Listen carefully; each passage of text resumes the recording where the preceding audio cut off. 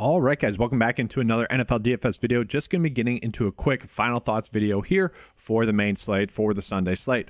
I appreciate all the support this week as well, or throughout the whole preseason. It's fun to finally have the NFL season here. But yes, this is going to be just a quick breakdown. All the thoughts are already laid out there for the week. So I'm just going to do a quick summary of those thoughts just to get that information out to you guys. So looking at it right now, this is kind of just what I'm looking at for a possible cash build. If you guys want to go with this, you can. It's really going to be up to you guys. So I have gotten on to Jalen Hurts a decent amount this week. If you guys want to play him, you can.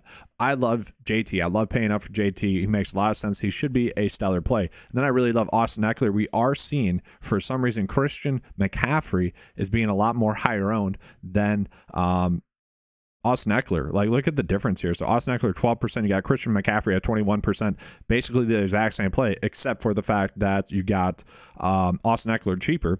And in a matchup that he dominated last year, we don't have any question marks around Austin Eckler. He should be a safe play. So yes, I really like that, going with Austin Eckler over Christian McCaffrey. And then from there, we got news that J.K. Dobbins is going to sit. So I do like Mike Davis as well.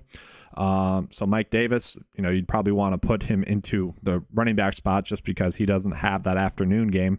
He has that early game. But Mike Davis, expected to be the starting running back as we expected for a while. He should be a solid safe play there at 4.4. He should easily be able to at least 2x at that price point. And then from there, you guys already know I love Marquis Brown, even though he is, pretty high owned on the slate. A lot of people came around to Marquis Brown as a play. Let's see how high owned he is now. I know he was getting up there. I think he's one of the higher owned receiver plays on the slate. Let me just sort by receiver plays. Yeah, 20% projected ownership, whatever. I'm going to eat the chalk there. I feel fine with that because one of my other favorite play is going to be Christian Kirk. You guys already know that. He is very cheap, okay? Very cheap there. And then from there, you guys already know I like Mark Andrews, I like TJ Hawkinson, and I like Dallas Goedert a lot. I've been paying up for TJ Hawkinson a little bit. I like that route.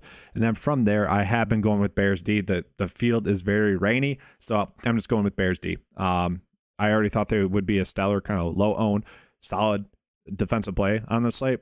I'm just going to put them in there. And then from there, you got 3.1, which that's for you guys to decide what you want to do from there. Like Romeo Doubs, you could easily put in there. Like, I'm fine with that. Or you could pay down at quarterback to go with Trevor Lawrence, and then you could fit in Kadarius Toney.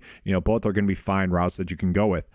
Just real quickly, I want to talk about ownership as well. So just looking at the projected ownership, we're looking at, we'll start with quarterback. So the highest owned quarterback on the slate is going to be Jalen Hurts. I'm fine with that at 13%. It does make sense. He's one of the best projected values on the slate. He might be the second best projected value quarterback play, or third. Okay, you got Jameis Winston, Daniel Jones, and Jalen Hurts. I like Jalen Hurts the most, though. He's very safe. Talking about ownership leverage at the quarterback spot, we already mentioned this. A lot of the quarterbacks are going to be ranking out well leverage-wise just because the calculation factors in consistency, value, projection, and price point compared to other players around him given their ownership. So that's kind of why that happens. Looking at ownership leverage for the running back position, kind of same players from earlier. Now, if you're worried about David Montgomery with that weather, I get it, but he is a great spot for you to gain some leverage. The game script would kind of go towards more of a running game in that weather, in that bad weather conditions. It's very rainy there. That's why I bring it up.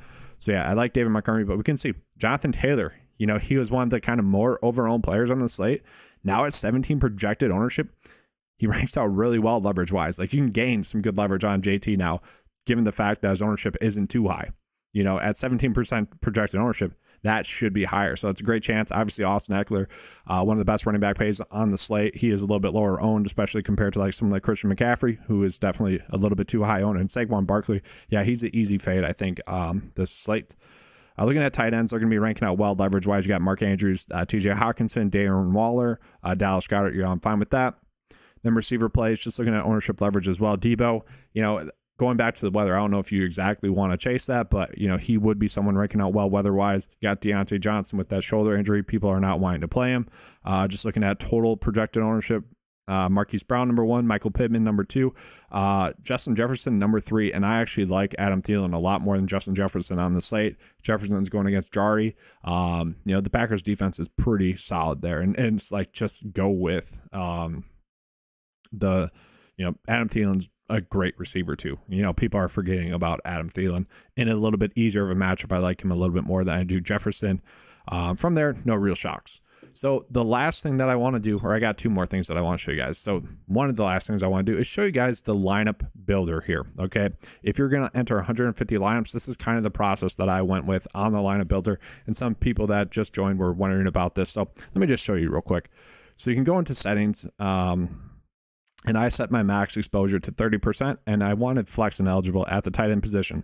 Now you can go through player groups, and this is typically what I like to do. I like to set it at this. So like one example would be I set when lineups include Jonathan Taylor, I want at least 3 of these players because I see these players as kind of my favorite core. And yes, Randall Cobb is in there. That might surprise some of you, but for a while I've been saying Randall Cobb should be a good value play on the site, given that Allen Lazard is out and given the fact that he's really the only player that has chemistry with Aaron Rodgers. I think he'll have a safe floor. Now, if you wanted to click out of that, you could, but this is just an example. So like when the lineup includes Patrick Mahomes, let's go Marquis Brown. Let's stack that game. You know, when the lineup includes Kyler Murray, let's stack that game.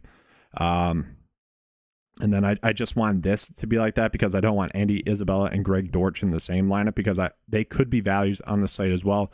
With Rondale Moore out. Trevor Lawrence, I wanted to stack that game. Packers, I want to stack that game. And that's how I went about doing those stacks. You could do team stacks as well. This is kind of the easier version of that. Or you could do position stacks, which I did position stacks. So I want to stack quarterback with receiver. And these are the 5 teams that I wanted to do that with. So it's kind of easy. And then from there, you know, I did a couple of builds, ran it, and I made adjustments from there. So I actually ran a decent amount this morning. But that's just so I could manipulate it the way I want it to be, you know, kind of get it figured out the way I want it to be. This is actually kind of what I'm looking at. I would never suggest going like 80 or really over 50% ownership on anyone on a slate. It's week 1. I'm trying to gain an edge. I'm not exactly saying do this, but you could if you wanted to.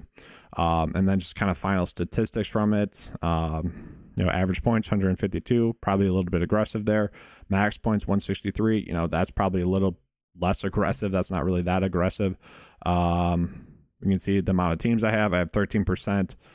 Green Bay, I have a lot of Bears. D, obviously, you got Philly, you got Indy in there with JT, KC, LAC, Arizona. So we're getting the teams that I wanted in there for the most part in the builds as well. And then you can kind of see games as well, game stacks. All right, we can see the game stacks coming in there as well now for those games. And then lastly, I'm just going to show you guys the 9-5 player pool for this week. All right, so just kind of recapping it, I just pulled this up as a picture. You got Kyler Murray. I think he's a great quarterback to stack with. You got Aaron Rodgers. I love him as a pick this week going against the Minnesota Vikings. Should be a safe, easy floor. Jalen Hurts, you know, kind of just priced down. He's the cheapest price quarterback play that should have a high floor and easily get to 20 DK points. And then Trevor Lawrence, I just love his price point. I love the matchup. I love his weapons. So he's very easy to stack on the slate. So I've been going on my way to play Trevor Lawrence. At the running back spot, JT is a core play to me. You got Alvin Kamara there. Still a high exposure play. I think you can go out of your way to play Alvin Kamara. Mike Davis got confirmed as a solid value play. You got Austin Eckler as a core play. You got Najee Harris, who I still love. Great price point for him. He's a high exposure play. You got Mixon and DeAndre Swift too. Should be solid plays. They're priced up a little bit. I don't love them. Then I could add in there Chase Edmonds, but I didn't want to go crazy with this.